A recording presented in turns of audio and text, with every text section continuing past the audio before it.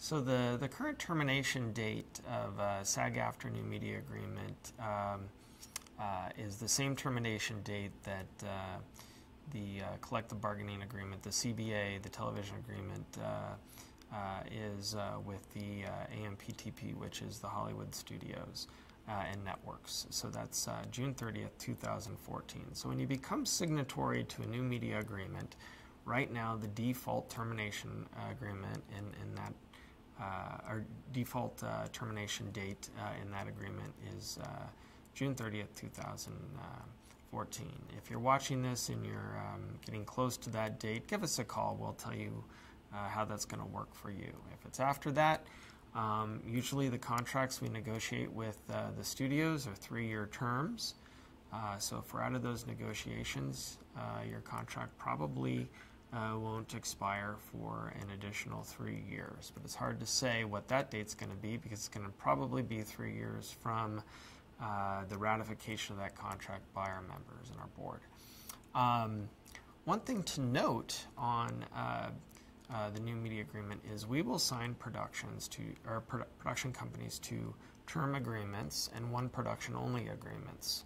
So what that means, if it's a term agreement, is your production company or you as an individual are agreeing when you sign a collective bargaining agreement, if you do any entertainment productions for initial distribution in new media, you're going to make those productions SAG-AFTRA if that production company is producing that production for the term of the agreement. So through June 30th, 2014, you would be agreeing to do that.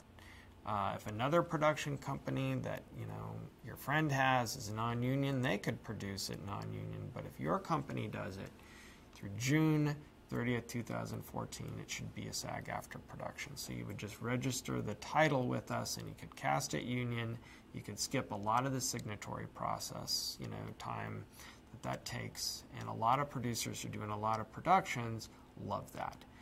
But, if you just want to cover the one production you're working on and you don't want to be locked in,